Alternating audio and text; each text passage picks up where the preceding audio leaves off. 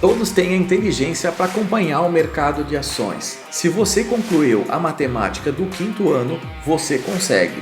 Quem intitulou essa frase foi o Peter Lynch, que é um gestor do fundo Fidelity que teve um resultado expressivo do final da década de 70 até o início dos anos 90.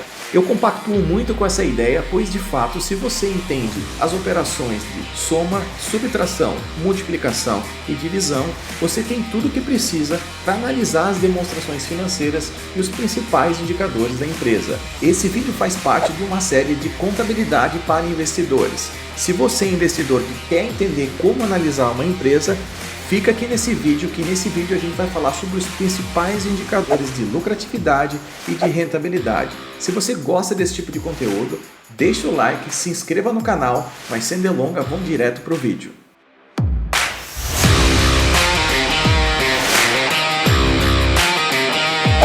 Seguindo aqui no vídeo, para falar de indicador, você precisa entender o que é um indicador. Como o próprio nome diz, o indicador ele te indica se a empresa está tendo um bom resultado ou um mau resultado.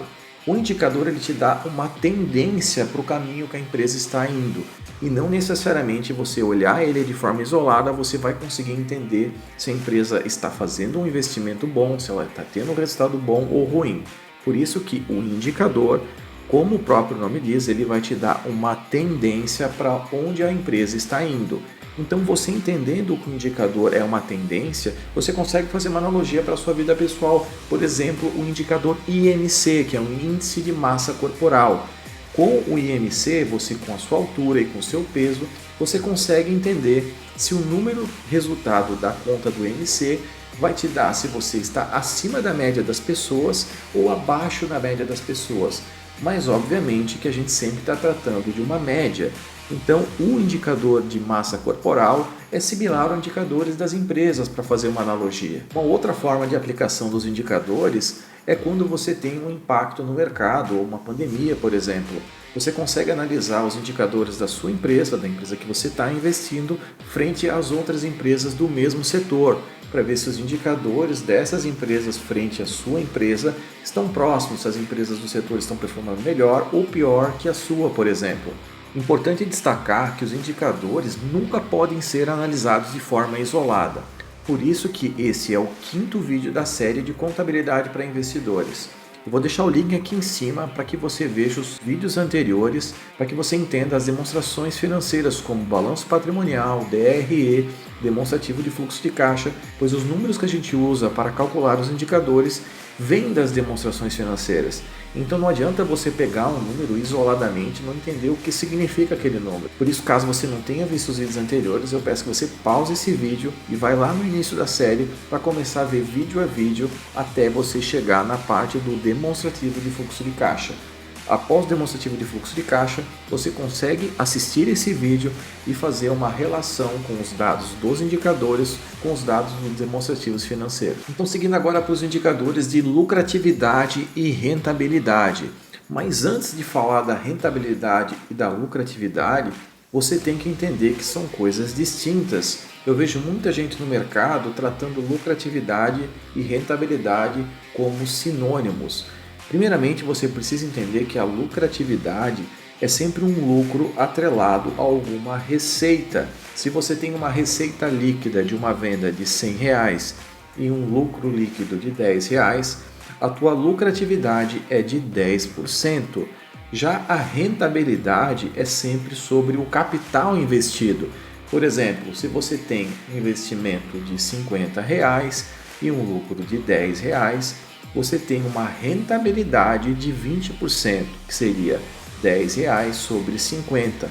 Então são coisas distintas, sendo que a lucratividade é sobre a receita e a rentabilidade se trata sobre o capital investido. Poxa, então se você tem uma venda de R$100 e um lucro de R$10, 10% no primeiro momento parece ser pouco para você. Mas como você teve um capital investido somente de R$50, poxa, então se eu tenho R$50 de capital investidos e um retorno de 10 sobre 50 dá uma rentabilidade sobre o capital investido de 20%. Poxa, então se a gente tem uma taxa livre de risco, que é a nossa Selic, pagando 12%, que você investe o seu capital, R$ 50, para faturar 100 e ter um lucro de 10, poxa, você está tendo uma rentabilidade sobre o capital investido de 20%. E ainda assim, a Selic, tratando da taxa livre de risco, é uma taxa anual. Se você faz uma venda, fabrica o seu produto e vende ele e recebe em 4 meses, poxa, tem uma rentabilidade sobre o capital investido de 20% em 4, 5 meses, é uma excelente taxa de retorno. Então, seguindo agora nos indicadores de lucratividade, a gente já viu eles quando a gente analisou o DRE, que é o demonstrativo do resultado do exercício. A gente começa pela margem bruta, a margem chão de fábrica, que nada mais é do que a receita líquida menos o custo do produto ou da mercadoria vendida. A receita menos os custos do produto vendido, você vai ter a margem bruta. A margem bruta é chamada de margem chão de fábrica, que é exatamente o grosso que a empresa tem de dinheiro para ainda pagar as despesas administrativas, despesas financeiras, para depois lá chegar no lucro. Se você quer entender um pouquinho melhor, olhando a DRE, vou deixar o link aqui em cima do vídeo da DRE, que você vai entender a margem bruta com maior precisão. Em seguida, a gente tem a margem operacional, que é a margem EBIT, que nada mais é do que o lucro operacional, o lucro das operações da empresa.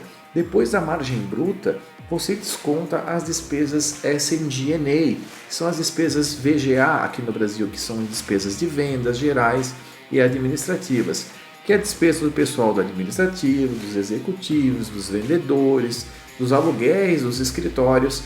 Então, descontando da margem bruta essas despesas VGA, você vai ter a margem operacional, que é um indicador muito interessante para você analisar. Em seguida, a gente tem a margem EBITDA, que é um indicador de lucratividade muito analisado pelo mercado, que nada mais é o EBIT, mas adicionando a depreciação. Por que se faz isso? Se você quer entender um pouco melhor também essa questão, você vai ver no vídeo de DRE. A depreciação é uma conta não redutora de caixa, ou seja, quando você compra uma máquina na empresa, ela vai se depreciando contabilmente ao longo dos anos, ou seja, ela vai perdendo o valor. E cada ano que ela perde um valor, tem uma despesa de depreciação que entra no DRE. Então, como a depreciação é uma conta que acaba não reduzindo o caixa, quando você tem o EBIT, você adiciona essa depreciação para ter uma aproximação da geração de caixa operacional da empresa. Então, a margem EBITDA, o mercado olha como uma proxy, uma aproximação da geração de caixa. Mas como a gente viu nos vídeos anteriores, beleza, a gente pode olhar de uma forma mais rápida o EBITDA como uma tendência de geração de caixa. Mas você vai constatar se a empresa está gerando caixa consistentemente no DFC, que é o demonstrativo de fluxo de caixa. A gente também viu nesse vídeo que eu vou deixar o link aqui em cima. E por fim, a gente tem a margem líquida, que é um indicador de lucratividade do negócio, que é a última linha do DRE após descontar as despesas financeiras, como os juros da dívida e o pagamento do imposto de renda. Então, o lucro líquido também é importantíssimo, pois como a gente também viu no vídeo da demonstração de fluxo de caixa, o lucro líquido é o principal catalisador do caixa. Então, sempre você tem que ter lucro consistentemente para que seja o principal catalisador, o principal gerador de caixa quando você analisa a demonstração de fluxo de caixa. Agora, olhando para os indicadores de rentabilidade, a gente tem o ROI, que é o Return on Equity, que significa o retorno sobre o patrimônio líquido. A gente viu na aula de balanço patrimonial que o patrimônio líquido é como se fosse o capital dos sócios, que é nada mais é os ativos menos o passivo do balanço patrimonial. Então, o ativo menos o passivo é o patrimônio líquido, que é o capital que o acionista tem direito. Então, o ROI nada mais é que você pegar a DRE, o lucro líquido, e dividir pelo patrimônio líquido que está lá no balanço patrimonial. Você fazendo essa divisão de lucro líquido pelo patrimônio líquido, você vai chegar no indicador de ROI, que nada mais é o quanto o capital dos sócios, que é o capital do patrimônio líquido, está tendo de rentabilidade. Quanto maior a rentabilidade do capital dos sócios, melhor, obviamente, né? Imagina uma taxa livre de risco pagando 12% E você tendo um ROI de 15%, 20%, por exemplo, que nem o Itaú, que o Itaú tem ROI na casa dos 20%. Então, poxa, é muito bom investir numa empresa que tem um retorno do seu capital dos sócios, que é o patrimônio líquido, na casa dos 20%, por exemplo. O ROI, pessoal, ele tem algumas distorções e não pode ser aplicado para qualquer empresa. O ROI, principalmente, é utilizado para análise de bancos, por exemplo. Para análise de empresas de alto crescimento, o ROI pode ocasionar algumas distorções. Imagina você que tenha uma padaria e você investiu o seu capital próprio na sua padaria no valor de 10 mil reais. E a sua padaria gerou R$1.000 de lucro. Então, o lucro líquido, R$1.000, dividido pelo patrimônio líquido, que seria o seu capital, de 10 mil reais, um ROI de 10%. Mas você decide se alavancar. Poxa, eu não quero colocar 10 mil reais, eu vou colocar 5 e vou pegar 5 mil do banco. Então, você investiu 5 mil do seu bolso, que é o patrimônio líquido, e 5 mil do dinheiro do banco, e teve R$1.000 de lucro. Então, o novo ROI é R$1.000 sobre 5 mil, chegando a um ROI de 20%.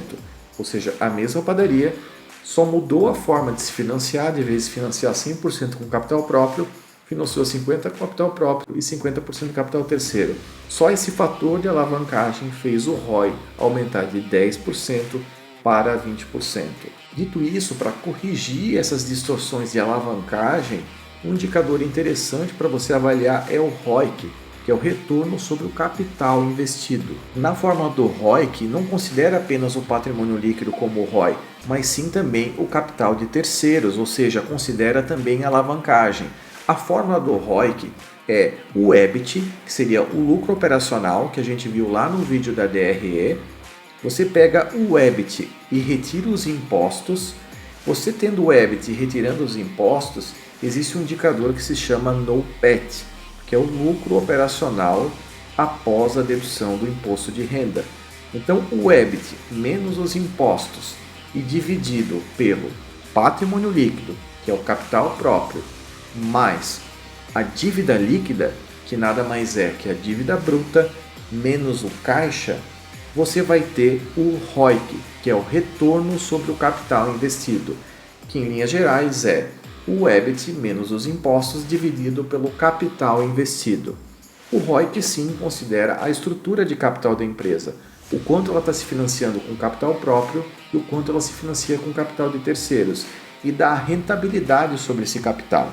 Então, em empresas com alto grau de alavancagem, o ROIC é o melhor indicador para que você possa analisar. Então, pessoal, esses foram os indicadores de rentabilidade e de lucratividade que são importantíssimos na análise de empresas. Se você gosta desse tipo de conteúdo, se inscreva no canal, deixa o like e no próximo vídeo a gente vai falar sobre os indicadores de endividamento e de liquidez. Um forte abraço e até o próximo vídeo. Tchau!